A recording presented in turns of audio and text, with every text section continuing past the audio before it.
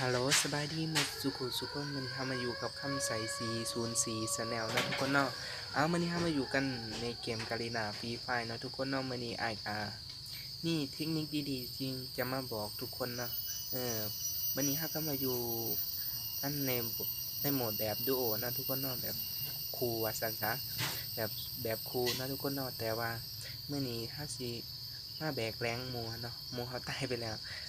หมู่เขาตายไปแล้วเฮ็ดจังได๋เพื่อเฮาสิได้ที่หนึ่งเนาะทุกคนเนาะแล้วก็แบกแรงหมู่เฮาบ่ให้ตกแล้วก็เฮาให้บวกก็ว่าได้เนาะทุกคนเนาะเฮ็ดวิธีใดเนาะทุกคนเนาะเราก็เพื่อแบกหมู่เฮาเนาะแล้วก็แบกเฮาบ่ให้แต้มลดนะทุกคนเนาะก็มีวิธีเนาะทุกคนเนาะเดี๋ยวเราไปเบิ่งในเกมกันเลยเนาะทุกคนเนาะเราก็อยู่ในเกมกันแล้วเนาะทุกคนเนาะหมู่เราก็ตายไปแล้วเนาะวันนี้เราก็ยังอยู่ผู้เดียวเนาะทุกคนเนาะที่สำคัญเราก็ต้องเข้าวงก่อนเนาะทุกคนเนาะอยู่ในวงเนาะทุกคนเนาะแล้วก็หาเพื่อนแคมป์เลยเนาะทุกคนเนาะเราบ่มีหมู่แล้วเราอยู่ตัวคนเดียวหาแคมป์หาเพื่อนที่เราถนัดที่สุดเนาะทุกคนเนาะเพื่อนที่เราที่สุดแล้วก็หามุมเนาะทุกคนเนาะหามุมแอบในเพื่อนบางทีวงมันสิมาอยู่นำเราก็เป็นได้เนาะทุกคนเนาะนะครับไปเบิ่งว่าวงมันสิอยู่วงใดต่อเนาะทุกคนเนาะอืมนี่เราก็ยังอยู่ในวงอยู่เดะเราเบิ่งวงต่อไปเนาะว่าอ่ามันสิไปอยู่ไสอืมถ้ามันอยู่นำเราก็ดีเลยเนาะเราบ่ต้องไปไสเลยอยู่ในเรือนนี่แบบยาวๆเลยเนาะดีวงมันอยู่นำเราเฉยเนาะทุกคนเนาะเราก็แคมป์ในเรือนนี่แบบยาวๆเลยเนาะทุกคนบ่ต้องไปไสถ้าได้มันขึ้นมาเนาะทุกคนเนาะถ้ามันขึ้นมาเวลาใดจริงครับมือเนาะทุกคนนะถ้าวงนี้เฮาไปไกลเฮาก็ถ้าวงนี้เฮาไปไกลเฮาก็คอยเฮาต้องเข้าวงก่อนเนาะทุกคนเนาะเพราะไอ้บ่เฮาก็บ่มีเนาะมีลูกเดียวเฮาต้องหาวิธีเข้าวงให้ได้นะครับเพื่อไปดักวงกันเนาะทุกคนเนาะหามุมที่ได้เปรียบทุกคนเนาะตอนนี้เฮาก็เก็บไปได้2ตัวแล้วเนาะทุกคนเนาะคนก็ยังเหลือบ่หลายปานใดยังเหลือ9คนบ่ยังเหลือ9คนเนาะทุกคนเนาะเดี๋ยวเฮาตัดไปบอนที่คนขึ้นมาเลยเนาะทุกคนเนาะคนมาเลยนะทุกคนเนาะเพื่อบ่ให้วิดีโอยาวปานใดเนาะทุกคนเนาะเดี๋ยวครับไปเบิ่งกันเลยเนาะเอาแล้วเนาะทุกคนเนาะบัดนี้เฮาก็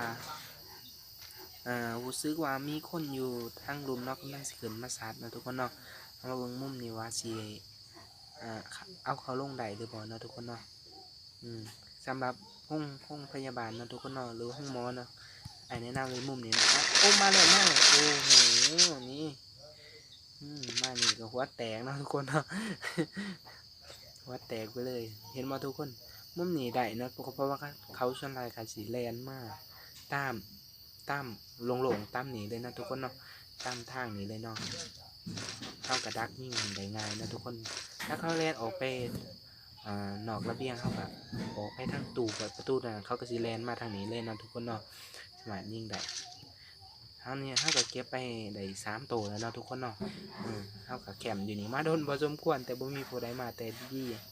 วงเป็นใจเนาะทุกคนเนาะยังอยู่นำเราอยู่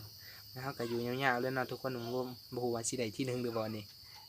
บ่รู้ว่าสิได้ที่1หรือบ่วงก็เป็นใจสิบ่ได้บ่เนาะทุกคนเนาะเดี๋ยวไปเบิ่งกันว่าสิได้หรือบ่ได้เนาะทุกคนเนาะเอาแล้วเนาะทุกคนเนาะอยู่รุมก็คือรู้สึกว่ามีคนขึ้นมาเนาะแตกไปเนาะทุกคนขึ้นมาแนวนี้สวยลมนึงแล้วโอ้หมูนะทุกคนเนาะโอ้คำว่าอะไรนี่ก็แตกไปโอ้โหได้ทีนึงเฉยนะทุกคนเนาะโอ้โหว่าธรรมดาเลย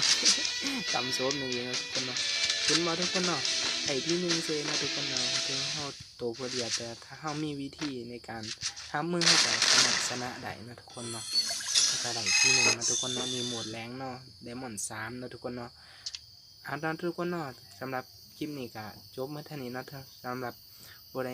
หากมาก็อย่าลืมกดไลค์กับซับสไครต์ให้นี่ด้วยเพื่อเป็นกำลังใจในการเฮ็ดคลิปต่อๆไปเนาะทุกคนเนาะนี่ก็ถือว่าเป็นคลิปแรกใน2เฮาเนาะทุกคนเนาะบ่เคยเฮ็ดคลิปเทื่อๆเห็นเขาเฮ็ดก็เลยอยากลองเฮ็ดเนาะทุกคนเนาะนี่ก็เป็นคลิปแรกฝากกดไลค์กดซับสไครต์เพื่อเป็นกำลังใจในเด้อทุกคนเนาะมาฝาก2ในนั้นทุกคนเนาะเขาบอกบ่เคยเฮ็ดเทื่อๆว่าผิดพลาดประการใดต้องขอโทษขออภัยนะทุกคนเนาะ